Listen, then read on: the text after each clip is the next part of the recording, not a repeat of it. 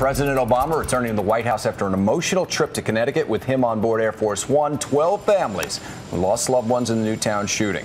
They have come to Washington to meet with lawmakers who flew back to New York to get new gun control measures. ABC's Ty Hernandez explains what's at stake. Good morning, Ty.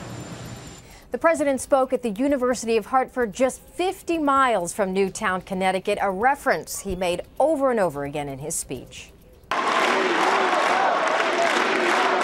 Before an enthusiastic crowd, President Obama evoked the dark days following the Newtown massacre, framing gun control not as a legal issue, but a moral obligation. In Newtown, we want you to know that we're here with you. We will not walk away from the promises we've made. We are as determined as ever to do what must be done. But even before the president reached the podium, signs of a bumpy road ahead. On Capitol Hill, Senate Majority Leader Harry Reid announced he received a letter from 13 Republicans vowing a filibuster on any measure curbing guns.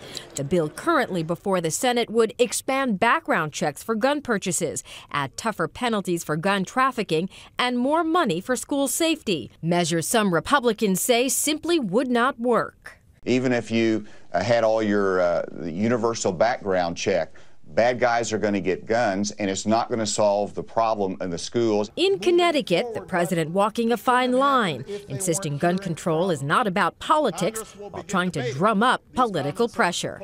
As soon as this week, Congress will begin debating these common sense proposals to reduce gun violence.